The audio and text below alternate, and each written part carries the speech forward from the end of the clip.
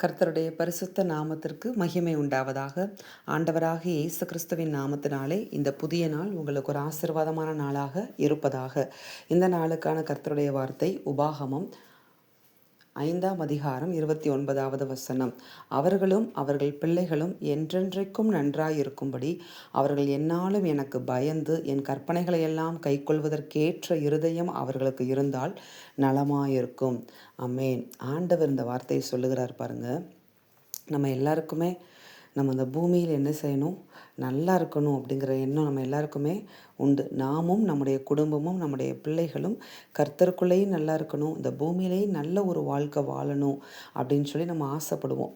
அந்த ஆசை நம்முடைய வாழ்க்கையில் அந்த விருப்பமானது நிறைவேற வேண்டுமானால் ஆண்டவர் இங்கே சில ஆலோசனைகளை கொடுக்கிறார். அந்த ஆலோசனைகளை நாம் கை கொண்டு வாழும் பொழுது அதற்கேற்ற வாழ்க்கையை கர்த்தர் என்ன செய்வார், இந்த பூமியில் நம்மளுக்கு கொடுத்து ஆசிர்வதிப்பார். அதாவது நாமும் நம்முடைய பிள்ளைகளும் குடும்பமும் என்றென்றைக்கும் நன்றாக இருக்கும்படி, என்னைக்கும் நல்லா இருக்கணும் அப்படின்னா கர்த்தர் சில ஆலோசனைகளை சொல்கிறார் பாருங்களேன். அவர்கள் எந்நாளும் எனக்கு பயந்து. ஆமேன். ஒவ்வொரு நாளும் கர்த்தருக்கு பயப்படுகிற பயம் என்பது ரொம்ப முக்கியம். அடுத்ததாக நம்முடைய இருதயம், அவங்க சொல்கிறாரு பாருங்களேன், என் கற்பனைகளை எல்லாம் கைக்கொள்வதற்கேற்ற இருதயம் அவர்களுக்கு இருந்தால் நலமாக இருக்கும். ஆமேன். அப்போ மனுஷன் முகத்தை பார்க்கிறான், கர்த்தரோ நம்முடைய இருதயத்தை தான் பார்க்கிறார். அந்த இருதயத்தை தான் கர்த்தர் உற்று பார்த்து கொண்டே இருக்கிறார். அவர் படைத்த இருதயம்தான்.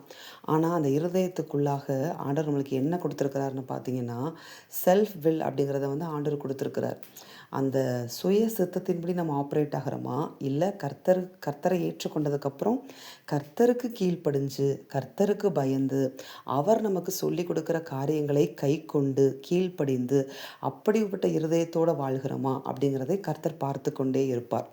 அப்போ நம்முடைய இருதயம் கர்த்தருக்கு முன்பதாக எப்படி இருக்குதுன்னா, ஒரு திறந்த புத்தகம் போல் இருக்கிறது. கர்த்தருக்கு முன்பதாக நம்ம எந்த காரியத்தையுமே மறைக்கவே முடியாது, எந்த எண்ணத்தையும் மறைக்க முடியாது, எந்த சிந்தனைகளையும் மறைக்க முடியாது.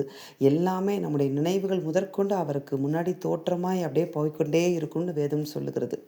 அதனால் நம்ம எதை பாதுகாத்துக்கிறனோ, நம்ம இங்கே நல்லா இருக்கணும், குடும்பம் நல்லா இருக்கணும்னு ஆசைப்படுறோம் இல்லையா, அந்த விருப்பம் நிறைவேற வேண்டுமானால் நம்முடைய இருதயத்தை நாம் பாதுகாத்து நம்முடைய இருதயத்தை அவருக்கு முன்பதாக கர்த்தருக்கு பயப்படுகிற இருதயமாக, அவருக்கு கீழ்ப்படுகிற இருதயமாக, அவருடைய கற்பனைகளை கை கொள்ளுகிற இருதயமாக, அவரை நேசிக்கிற ஒரு இருதயமாக நாம் பாதுகாத்து கொண்டோமானால் நிச்சயமாக எப்படி வாழ்வோமா, அவர்களும் அவர்கள் பிள்ளைகளும், அதாவது நம்மளும் நம்முடைய குடும்பமும் நம்முடைய பிள்ளைகளும் என்றென்றைக்கும் நன்றாக இருக்கும்படி கர்த்தர் என்ன செய்வாராம், கிருபை செய்வார். ஆமேன்.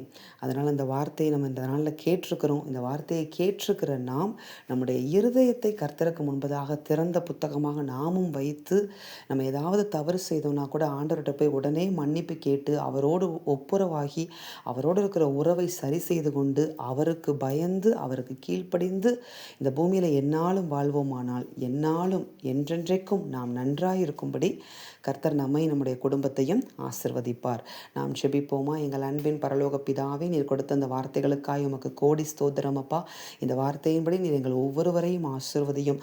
எந்நாளும் உமக்கு பயந்திருக்கக்கூடிய அந்த உமக்கு பயப்படுகிற பயம் எங்களுக்கும் எங்கள் குடும்பத்திற்கு முன்பதாக முன் செல்வதாக தகப்பனே. உம்முடைய கற்பனைகளையெல்லாம் கை கொள்ளக்கூடிய ஒரு நல்ல இருதயத்தை கர்த்தர் எங்களுக்கு தருவீராக. சுத்த இருதயத்தை தருவீராக. உமக்கு கீழ்ப்படுகிற, உம்மை நேசித்து உம்மை வாஞ்சித்து உம்மை தேடுகிற ஒரு இருதயத்தை நீர் எங்களுக்கு ஒவ்வொரு நாளும் தந்து எங்களையும் எங்கள் குடும்பத்தை நீர் ஆசிர்வதித்து பெருகவே பெருக பண்ணி அநேகருக்கு ஆசீர்வாதமாக எங்களை நீர் மாற்றுவீராக. இயேசுவின் நாமத்தில் பிதாவே, ஆமேன். இந்த வார்த்தையின்படி இந்த நாளில் தேவன் நம்மை ஆசிர்வதிப்பாராக. ஆமேன்.